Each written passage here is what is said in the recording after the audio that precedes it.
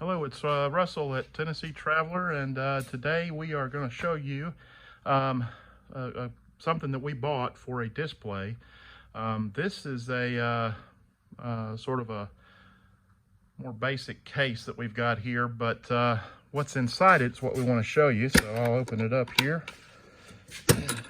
and here we go. And what you see here is a Denix replica of the M1 Garand. I bought this from a company online called replicaweaponry.com. Paid $182 and change plus $19.95 for shipping.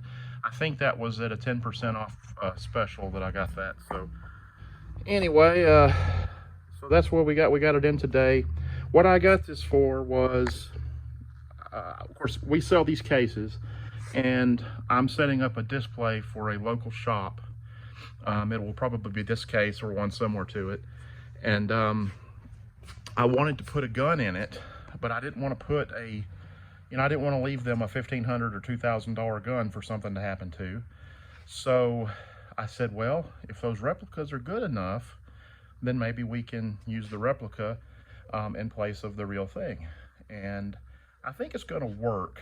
Now, the one thing, if you're interested in these replicas, first off, I will say that if you're 10 feet away from somebody or further, it's not going to be questioned. 10 to 15 feet away, you would have to have an eagle eye and have an extensive knowledge of M1 Garands to not believe this. Okay, that's my opinion about that. Now, take my opinion for what it's worth, but there are a few differences, obviously. This gun has you can actually rack the chamber on it.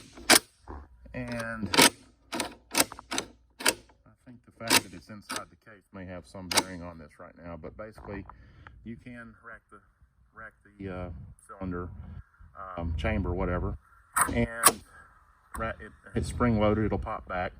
Usually you have to actually hit it. I think the fact that it's inside the case right now may be causing it to not want to stay open. Anyway, well, we'll just get it out and see, but it fits very tightly in this case. Now, this case was designed around an actual M1 Garand. The one thing that I noticed immediately, on our cases, we have something called the A bolster, the B bolster, and the C bolster. Pretty simple. And the principle is you put the buttstock down inside the A bolster, which is doing the bare share of the work, okay, to retain this gun inside this case without it, rattling around or whatever. The B bolster is spring loaded, as you can see, and it puts an upward pressure on the bottom of the handguard here and bottom of the stock. I guess it's still the stock at this point. And then it puts a little pressure on it to push it up against this C bolster, which is cupped, and it retains the top of the gun. Now, once this is in place, once this gun is inside this system, you don't have to worry about it rattling around. You don't have to worry about anything. It's in there. And so that makes these cases unique in the industry, I guess, and the fact that they are all hand built. So that's another thing. But anyway, the first thing I noticed was the stock is a little bit thicker going into the A bolster. Now, this is not going to be a problem for most people, but this was a problem for us a little bit because, we want it to go in there. It does go in there. It just doesn't go in as far as the real thing. I think it goes in maybe within a 1/4 inch or 3/8 of an inch of the real thing. So it's a really, really tight fit. So that was the first thing I noticed. And that's just the fact that this is thicker than the M1 Garand stocks, the actual ones. The other thing that I really noticed on it, which I knew a few things that were going to be the case, which was that the sights weren't adjustable. You can't really play with them much.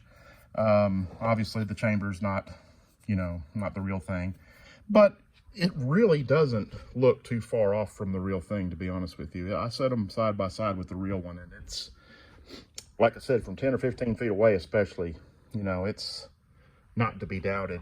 The other thing you'll notice on them is that the barrel obviously does not look the same as the real McCoy. It's way wider. It's almost as wide as like a 410 shotgun barrel or something. So that's a pretty obvious difference. The other thing I was a little disappointed with, but wasn't totally not expecting. There's a little fit and finish problem here on mine. I don't know if this is on all of them. I don't know if it can be corrected. I did try to sort of shove it with my fingers to see if I could get it back in place, but it's pretty tight right there. So you can see this is supposed to be more flush with this metal piece. The only other difference that just jumped out at me was the weight. It weighs a little bit less than the real one. Not a whole lot less, but a little bit. Enough where, you know, if you're used to handling the real one, you'll notice it.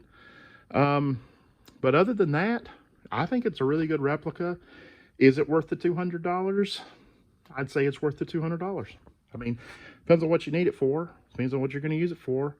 For the case of, you know, having a sales display like we're doing here, it's perfect because, like I said, I don't have to risk, you know, putting number one, a real gun into a sales situation where I'm not going to be present.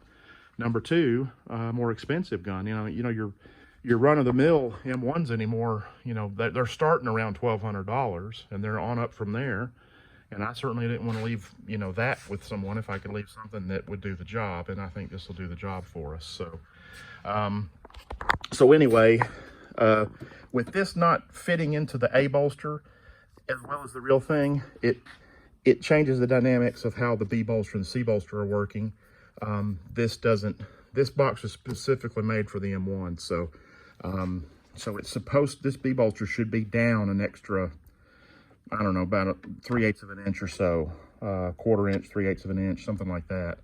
And so it makes it a little bit tighter. It's not just terrible, but it works. It does work. You pull on these boxes, you'll pull back towards you, and then you will seat the top of the handguard behind the C bolster. So this one fits pretty tightly, whereas most of the time I can take one hand and do that whole operation. I had to kind of crank on it a little bit. So, you know, that's for my use, doing this, it'll work. I wish it would work. You know, I wish it would actually fit a little bit better. Like I said, that's not something that's going to bother most of you. So, overall, like I said, I think it'll do a good job for most people that want a replica for some reason or another. It's very, very believable. So I will say that. I don't know if this is real wood or some type of composite, but I will say that in person, it looks pretty darn good. I don't know if it's real wood or what it is, but it looks pretty good to me from here, from where I'm standing. I'm standing a foot away from it, so if that tells you anything. So with time coming in and out of the cases and stuff like that, it may wear, you know, something different. It may, you know, there may be a different story. I don't know how it'll age. Like I said, it's a fairly heavy replica. You know, it's pretty close to the real weight. So that was my initial reaction to it. I wanted to sort of give everybody an idea what they could expect. So we appreciate it, and come see us at TennesseeTraveler.net if you have any interest in really nice hand-built caskets for your milsurp weapons. We're also going to be doing here in the near future. We plan to be doing some lever action cases, and these cases will be a bit shorter. These are 46-inch cases. I think our lever action cases are going to come in around 43 inches or so, 42, 43. And we will also be making, hopefully, some for like the pump shotguns, like the trench guns. They are a certain length that is within a couple of inches of most of your lever action Winchesters and Henrys and Marlins and that kind of thing. So anyway, that's where we're at right now. And if you got any questions, leave them in the comment sections below. Any comments, let me know. Try to be nice. I appreciate it. Going to Louisville. This is, let's see, today is Tuesday the 20th, I think. and I am going to be leaving out tomorrow. I hope to see some of you at the Show of Shows in Louisville, Kentucky. So see you there. Hope to meet you. Talk to you next time.